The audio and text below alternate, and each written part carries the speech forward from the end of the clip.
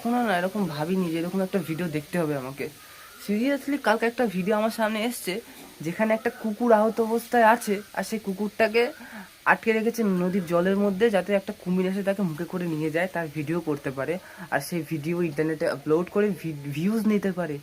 ভাই এরা কারা? মানে কি করে করতে পারে এরকম? কোনো মানুষ কি করে করতে পারে এরকম? কুকুরটা না বাঁচার জন্য প্রথম অবস্থায় চেষ্টা করেছে অনেক। যখন কুমিরটা তার সামনে চলে এসছে না, তখন সে হয়তো মনে মনে এটাই ভেবেছে, মানুষ কি এরকমই হয়? এদের থেকে আমার চলে যাওয়াই ভালো।